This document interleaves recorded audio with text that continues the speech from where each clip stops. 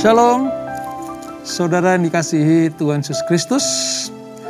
Saya berharap dan berdoa kita dalam keadaan yang tetap bersemangat, bergairah untuk belajar kebenaran firman Tuhan lewat program yang luar biasa ini, yaitu Bible Study CK7. Nah, saudara, hari ini kita akan mengakhiri kitab Imamat, kitab ketiga di dalam Pentatuk atau 5 Taurat Musa, di mana Imamat adalah penyertaan Allah kepada bangsa Israel, di mana Tuhan membuka dirinya supaya bisa dihampiri oleh umatnya.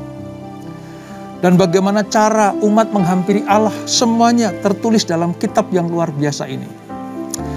Seringkali kitab ini dihindari atau bahkan dilompati kalau orang mau baca firman Allah, ya saudara. Karena isinya itu tentang upacara-upacara, tentang korban, ya, tentang peraturan-peraturan dan hukum-hukum Allah. Kadang membosankan.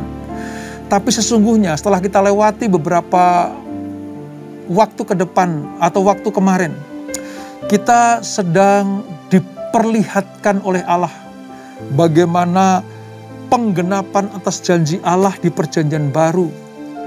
Kitab Imamat memegang peranan yang penting juga. Kita mengerti mengapa Yesus disebut sebagai terang, mengapa Yesus disebut sebagai roti hidup. Kemarin kita belajar tentang hal itu di kitab Imamat. Nah, hari ini kita akan mengakhiri kitab Imamat di pasal yang ke-27. Seperti apa akhir dari kitab Imamat ini? Mari kita minta tuntunan Tuhan. Kita minta Roh Kudus membasuh bukan hanya mata jasmani kita, tapi juga hati kita, jiwa kita, terlebih roh kita, supaya mengerti betul akan apa yang Tuhan ingin kita lakukan di dalam mempelajari kitab Imamat ini. Kita sembah Dia, ya saudara. Kita agungkan nama Tuhan. Kita sembah Dia, Raja di atas segalanya. Haleluya, haleluya.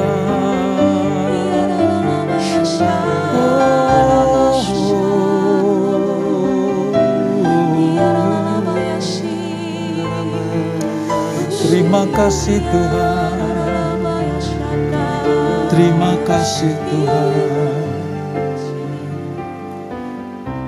Saat ku menyembahmu, Roh-Mu bekerja. Amin. Saat ku memujimu, Kau bertahta di atas pujian.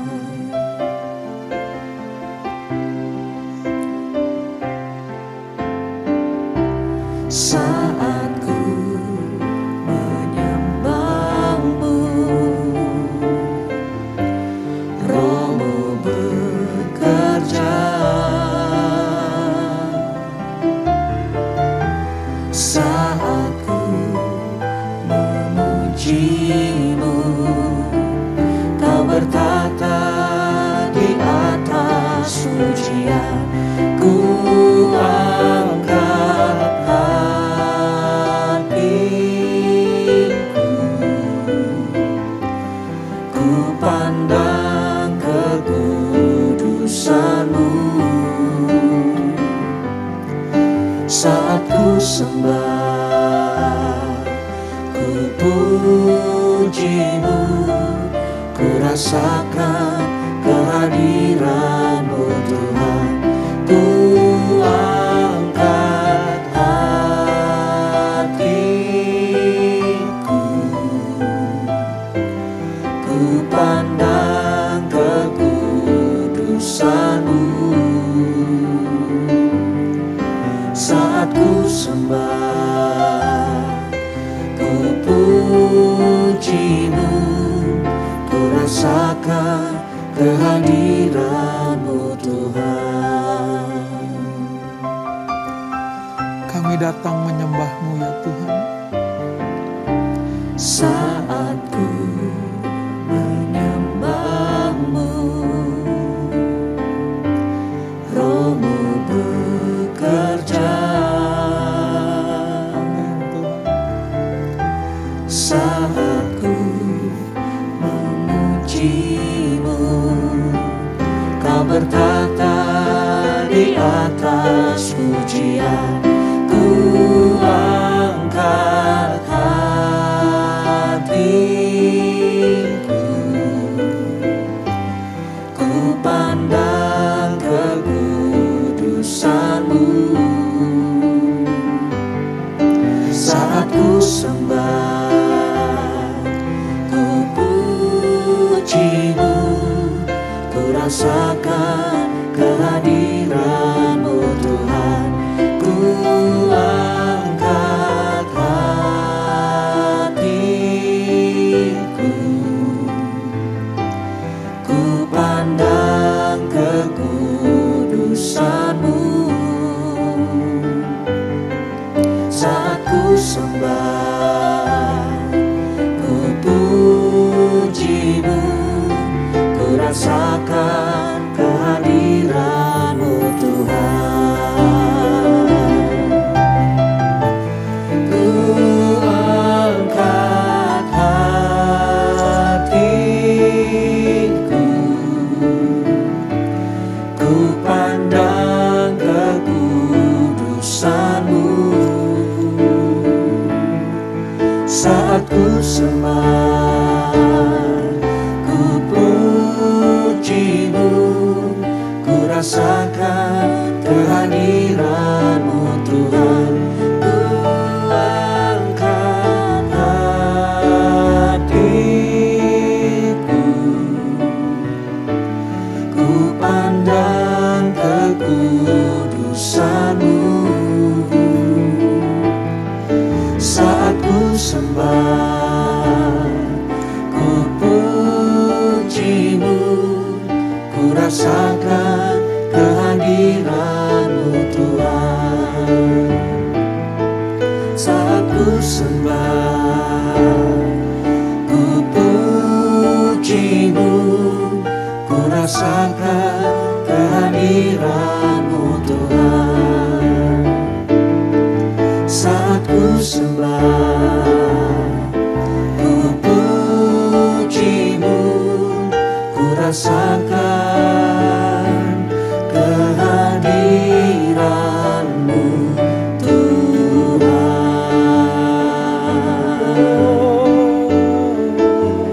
Rasakan kehadiran-Mu. Haleluya.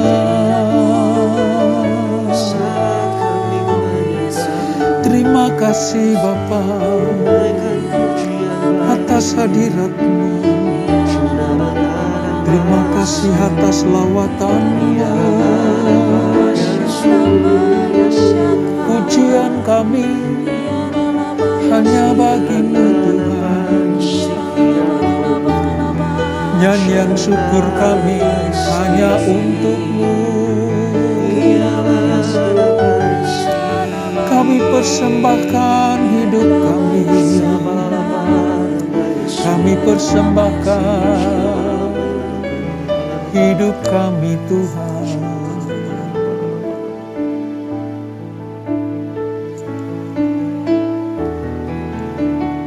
Bagi-Mu ya Allah pujian dan penyembahan kami. Pujian dan syukurku Hanya kepadamu Tuhan. ku bawa padamu. Dengan rendah hati ku persembahkan.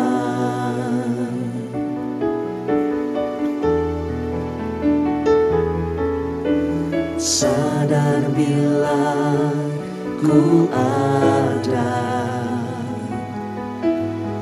hanya karena anugerah, bukan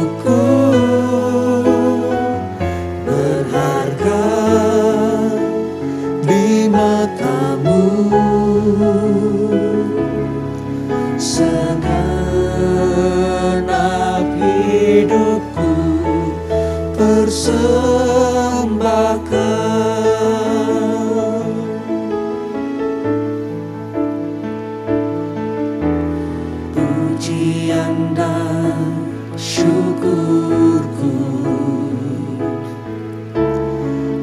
bawa padamu. Dengan rendah hati ku persembahkan,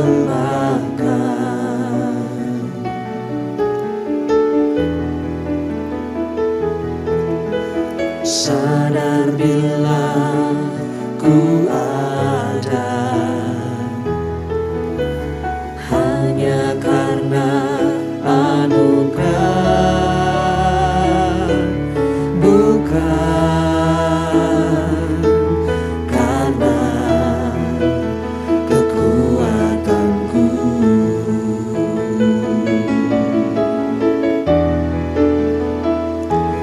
Ku tahu hidupku adalah penyembahan. Kau ciptakanku dalam kemuliaan-Mu.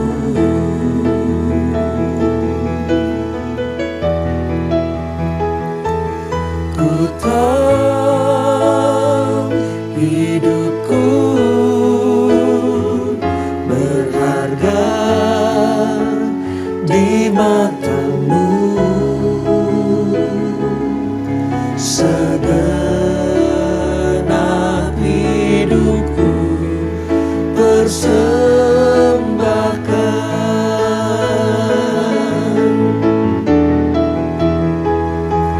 Ku tahu hidupku adalah penyembahan.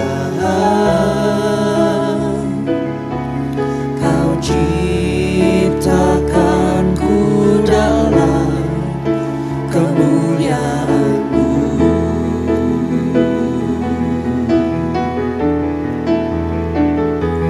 Ku tahu hidupku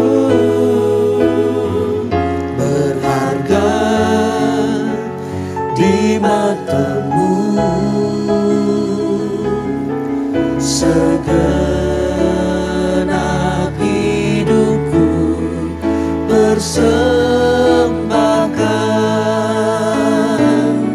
Segenap hidupku persembahkan.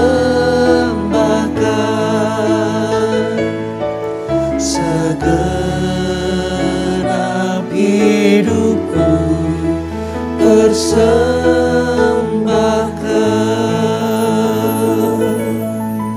Inilah Tuhan, di mana Tuhan menghendaki supaya hidup kami merupakan sebuah persembahan yang berkenan kepada Tuhan. Sebab kami yakin dan percaya, kami sadar bahwa kami diciptakan Tuhan untuk kemuliaan-Mu. Terima kasih Bapak. Hari ini kami akan mengakhiri pembelajaran kitab Imamat. Seperti Engkau menerangi kami sejak awal sampai dengan selesainya kitab Imamat ini, maka biarlah roh Tuhan selalu ada bersama dengan kami. Dengan demikian kami tetap akan melakukan segala perintah-perintah-Mu, seperti yang Tuhan pernah perintahkan kepada Musa dan dilakukan dengan setia oleh bangsa Israel. Demikianlah firman-Mu akan kami lakukan dengan setia, supaya kami menjadi pelaku-pelaku firman dan mendapatkan bagian berkat yang Tuhan sediakan. Urapi kami, urapi hamba-Mu. Di dalam nama Yesus. Yang siap belajar firman Tuhan, mari sama-sama kita katakan amin.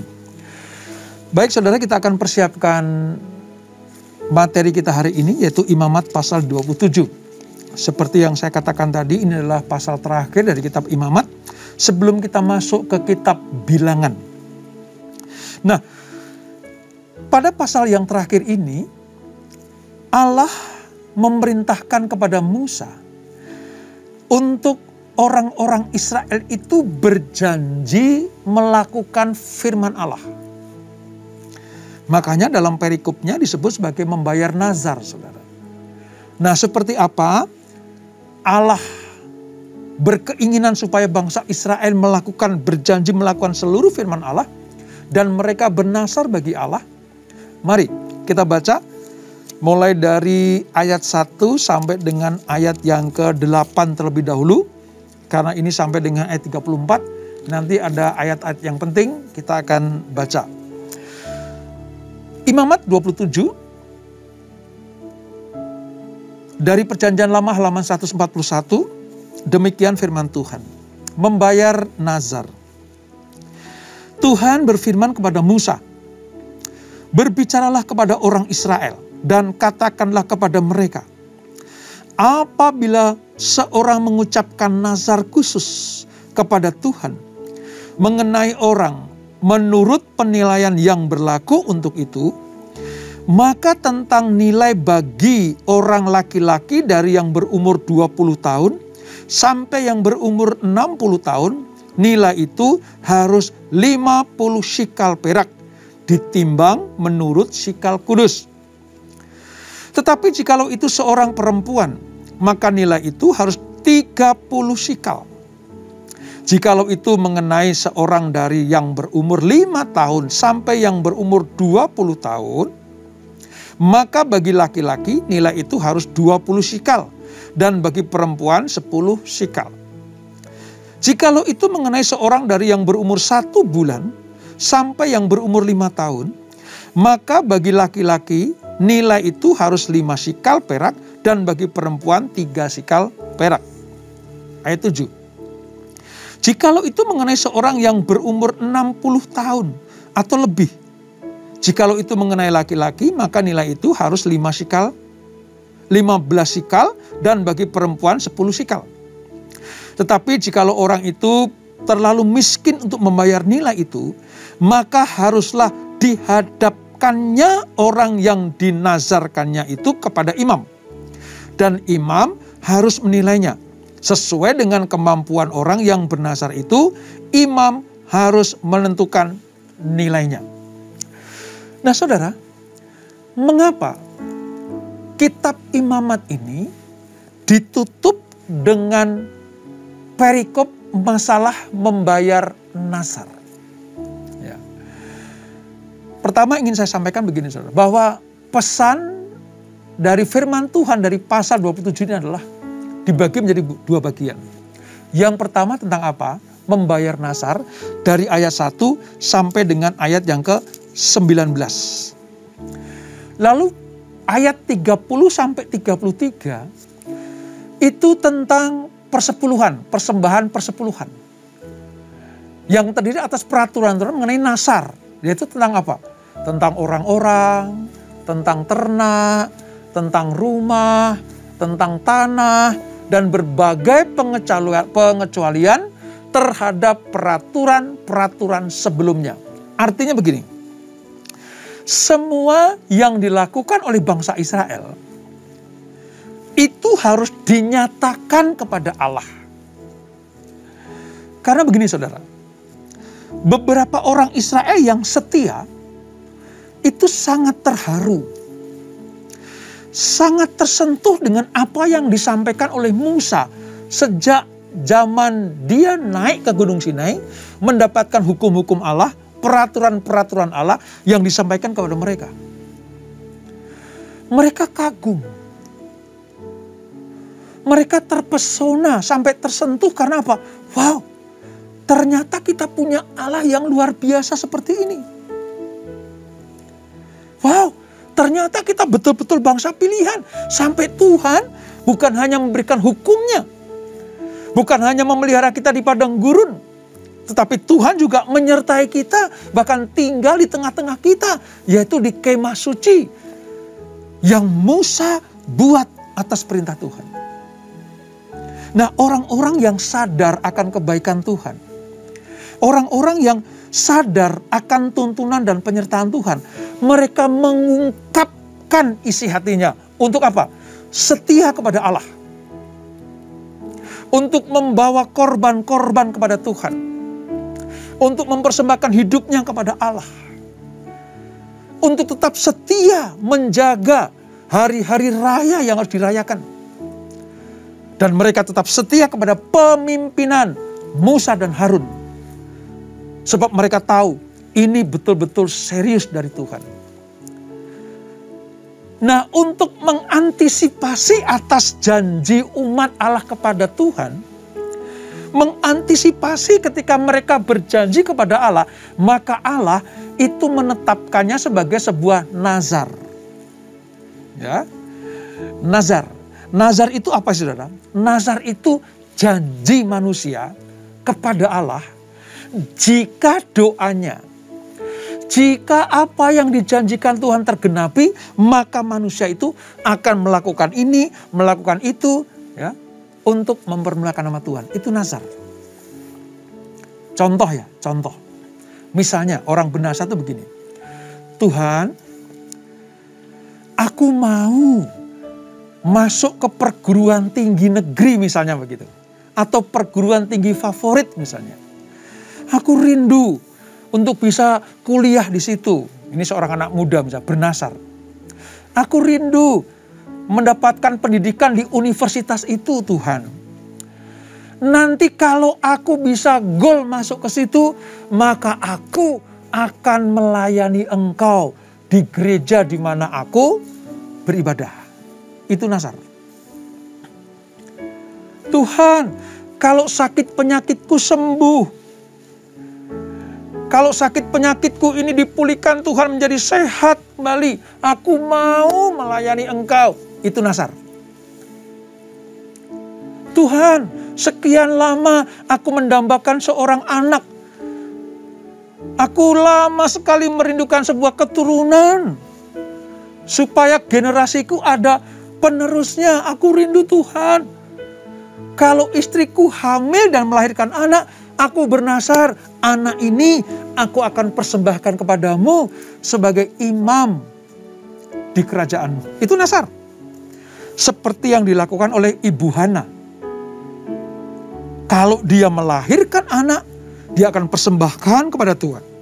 Dan betul, ketika Samuel lahir nanti jadi nabi besar di Israel, maka dipersembahkanlah Samuel kepada Tuhan. Itu nazar, saudara.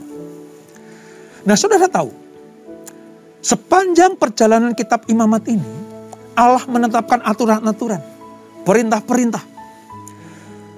Bangsa Israel akan disertai, diberkati, dilimpahi dengan segala kebaikan-kebaikannya. Sehingga ketika ada mereka yang terharu, hormat kepada Tuhan, mendengarkan apa yang dikatakan Tuhan lewat Musa dan Harun, maka banyak orang berkata, Tuhan, kalau aku bisa masuk tanah perjanjian, aku akan ini, akan itu, akan ini, akan itu.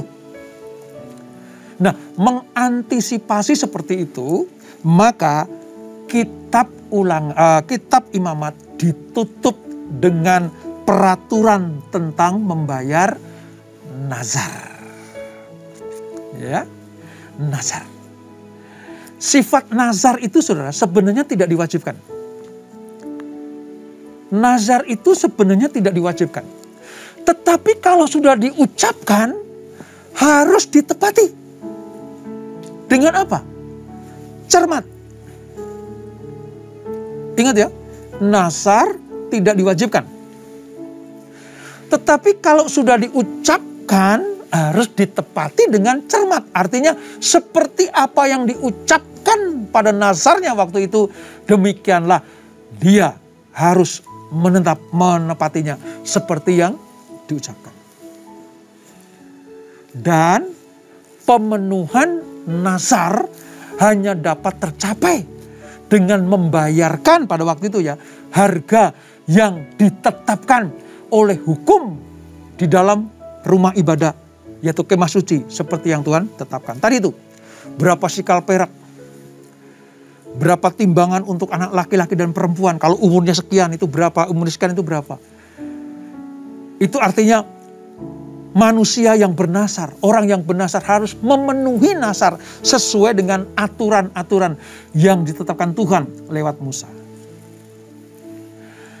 Nah, nazar ini, saudara, itu bukti bahwa kita berjanji kepada Allah untuk tetap setia di dalam mengiring pada Tuhan, menaati setiap perintah-perintahnya, melakukan setiap hukum-hukumnya.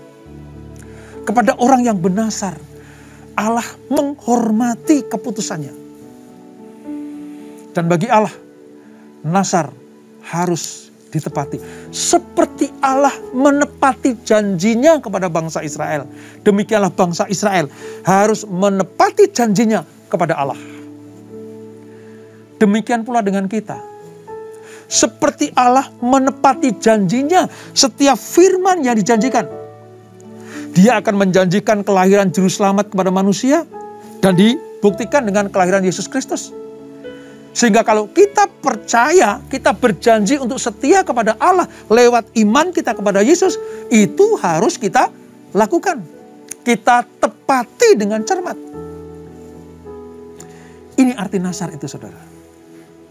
Nah, oleh sebab itu, berjanji dalam nasar ini merupakan sebuah ikatan hubungan antara kita dengan Tuhan. Ikatan perjanjian, covenant antara umat dengan Allah. Ini ikatan yang kuat. Allah sangat senang dengan orang yang bernazar. Allah sangat menantikan anak-anaknya untuk bernazar. Walaupun itu bukan kewajiban. Tapi Allah ingin melihat komitmen anak-anaknya. Seperti Allah berkomitmen kuat untuk memberkati umatnya. Demikianlah kita sebagai umat harus berkomitmen kuat. Berjanji kepada Allah. Dan kita tepati nazar kita itu. Supaya apa? Supaya bukan hanya Allah yang dipermuliakan. Tapi bangsa-bangsa lain bisa melihat. Oh, seperti itu toh. Hubungan antara Allah dengan manusia. Yang mereka lihat. Hubungan antara Allah, Abraham, Ishak, dan Yakub dengan bangsa Israel. Bangsa-bangsa lain akan melihat bagaimana covenant Allah kepada bangsa Israel. Dan nasar bangsa Israel, janji bangsa Israel kepada Allah. Kalau dua-duanya ditepati, maka banyak bangsa akan melihat, oh, seperti itulah hubungan antara manusia dengan Allah yang begitu kuat dan eratnya. Seperti hubungan antara seorang suami dan istri yang kekal, abadi, sampai maut memisahkan. Mereka sedang berjanji satu dengan yang lain. Mereka saling mengikatkan komitmen untuk terikat satu dengan yang lain. Yang satu berjanji dan bernasar, yang lain berjanji dan bernasar. Demikianlah manusia dengan Allah. Allah sudah memberikan perjanjiannya, maka manusia juga harus berjanji kepada Allah. Ingat, perjanjian Allah dengan manusia itu atas inisiatif Tuhan. Dan itu mutlak serta mengikat. Sementara di manusia, kalau dia berjanji kepada Allah, bernazar, walaupun tidak wajib, tapi itu sifatnya apa, saudara? Bukti bahwa kita sungguh-sungguh dengan Tuhan. Pasal terakhir dari kitab Imamat menggambarkan semua peraturan, semua hukum, semua arahan Tuhan. Baik bagaimana cara beribadah, cara hidup yang kudus, cara membawa korban. Semuanya sudah ditumpahkan Tuhan kepada mereka. Semuanya sudah dinyatakan Tuhan kepada bangsa Israel lewat Musa dan Harun. Bagian umat Israel adalah mengucap syukur, menaati aturan-aturan Tuhan, melakukan semua perintah Tuhan, dan berjanji untuk melakukannya. Itulah nasar yang dinantikan Tuhan. Israel melakukan hal itu, saudara. Memang sih tidak semua. Mengapa saya katakan tidak semua? Karena dari sekian banyak umat Israel yang bernasar, yang berjanji kepada Tuhan, itu tidak sebanyak yang melalaikan janjinya. Terbukti, saudara. Nanti di perjalanan di padang gurun banyak yang binasa. banyak yang dibinasakan Tuhan di padang gurun. Kenapa saudara? Bukan karena Allah kejam semena-mena. Bukan karena Allah ngawur menghukum umatnya. Bukan karena Allah pilih kasih. Tapi Allah sudah dengan runtut, dengan tepat memberikan hukumnya. Tetapi bangsa Israel banyak yang tidak melakukan firman Tuhan. Banyak yang bernasar dan berjanji tapi tidak menepati. Disitulah murka Allah terjadi. Dari jutaan orang yang keluar dari Mesir, dijanjikan Tuhan untuk masuk ke tanah perjanjian. Selama perjalanan Allah menuntun umatnya. Siang dengan tiang awan, malam dengan tiang api. Kelaparan mereka terobati karena mana setiap pagi turun. Kehausan mereka dipuaskan karena selalu ada air. Dihalaukan para musuh-musuh Israel. Ketika mereka ada di padang gurun, diberikan hukum-hukumnya, mereka tersentuh, mereka terharu, mereka berjanji dan bernasar. Tetapi sayang, banyak yang mengingkari nasar dan janjinya. Dan mereka dibinasakan di padang gurun. Hanya ada 2 manusia, angkatan pertama yang keluar dari Mesir, yang boleh masuk tanah perjanjian. Yosua dan Kaleb. Yang lain mati di padang gurun. Yang keluar dari Mesir itu. Yang masuk ke tanah perjanjian hanya 2 orang manusia, yaitu Kaleb dan Yosua. Selebihnya mereka adalah yang lahir di padang gurun, generasi kedua. Anak-anak yang dibantai Tuhan. Anak-anak yang dibinasakan oleh Tuhan. Orang tua mereka bernasar tapi tidak menepati. Berjanji tapi tidak menepatinya. Disuruh taat tapi mereka berontak. Disitulah Allah membinasakan mereka. Pelajaran apa yang dapat kita petik dari Imamat 27 ini? Ketika saudara sudah mendapatkan kasih karunia Tuhan, saudara diberkati Tuhan, diberikan kesehatan, dijawab setiap doa-doa saudara. Kalau saudara berjanji, apalagi bernasar, itu sifatnya mengikat saudara. Tepati nasarmu. Tepati janji-janjimu. Setepat Allah menggenapi janjinya, demikianlah setepat itu pula kita membayar nasar kita kepada Tuhan. Mari renungkan. Apa yang pernah engkau nasarkan kepada Tuhan? Apa yang pernah engkau janjikan kepada Tuhan? Tuhan, kalau tokoku dibuat rame, aku akan membagikan berkat kepada banyak orang. Apakah sudah kau tepati? Tuhan, kalau penyakitku disembuhkan, aku sehat kembali, aku akan melayani engkau. Sudahkah ditepati? Tuhan, kalau anakku lulus dengan baik, masuk ke perguruan tinggi yang terbaik, aku akan semakin cinta engkau. Apakah sudah ditepati? Kalau belum, ini waktunya untuk kembali kepada Tuhan. Mengingat nasarmu, mengingat janjimu, supaya Tuhan dipermuliakan.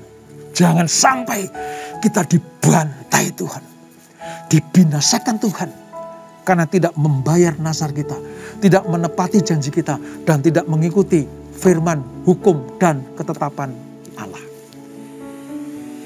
Saya percaya, di akhir kitab Imamat ini, kita dicelikkan oleh Tuhan untuk semakin mencintai Bapa, mencintai Yesus, dan menghormati Roh Kudus, supaya berkat yang dijanjikan digenapi dalam kehidupan kita. Kita berdoa. Bapa di surga, dengan selesainya kitab Imamat ini, kami mengerti sekarang, Allah kami adalah Allah perjanjian. Allah yang selalu menepati janji-janjinya. Dan Tuhan minta kepada bangsa Israel, kalau mereka berjanji dan bernasar, mereka harus menepatinya. Membayar nasar seperti apa yang diucapkan. Allah sedang menanti itu. Allah sedang mengharapkan itu. Walaupun sifatnya tidak mengikat, tapi kalau ada orang bernasar itu bukti mereka mengasihi Tuhan. Dan semakin kuat hubungan mereka dengan Tuhan. Bapak, ingatkan kami, kalau ada nasar-nasar atau janji-janji yang belum kami tepati, ingatkan kami ya Tuhan. Kami gak mau dihukum Tuhan. Kami gak mau dibinasakan Tuhan seperti bangsa Israel. Dibinasakan di padang gurun. Kami gak mau seperti itu Tuhan. Kami mau menjadi umat yang setia, taat melakukan hukum-hukum-Mu. Terima kasih. Sepanjang kitab Imamat ini kami mengerti sekarang betapa kudusnya Allah. Dan betapa kami harus hidup kudus dengan standar kekudusan Allah bagi umatnya. Terima kasih untuk kitab Imamat ini ya Tuhan. Ajar kami untuk tetap setia taat kepadamu. Ajar kami menghampiri Engkau dengan kekudusan kami. Ajar kami membawa korban-korban persembahan kami kepada Tuhan. Terima kasih. Dan kami akan tetap bersukacita, bergairah untuk menyambut kitab yang baru, yaitu kitab Bilangan yang akan kita pelajari. Terima kasih Bapak. Berkati anak-anak-Mu. Berkati mereka semuanya yang taat dan setia. Yang haus akan kebenaran firman Allah. Yang setia untuk selalu mengikuti pelajaran-pelajaran firman Allah ini. Berkati keluarga mereka. Berkati kehidupan mereka. Umur panjang di tangan mereka. Kekayaan, kehormatan di tangan kiri mereka. Dan apapun yang mereka lakukan dibuat Tuhan berhasil dan beruntung. Kekasih-kasih Kristus arahkan hatimu kepada Tuhan. Terimalah berkat, kasih anugerah dari Allah Bapa di dalam Anaknya yang tunggal Tuhan Yesus Kristus. Dan persekutuan yang manis dalam Roh Kudus menyertai kita semuanya. Mulai saat ini sampai Maranatha. Tuhan Yesus datang untuk yang kedua kali. Menjemput kita semuanya. Dibawa masuk dalam perjamuan kawinan domba. Menikmati kemuliaan kekal sampai selama-lamanya. Yang diberkati, sama-sama katakan amin. Amin, amin, amin. Selamat bertemu kembali di dalam kitab yang baru, yaitu kitab Bilangan. Tuhan Yesus memberkati.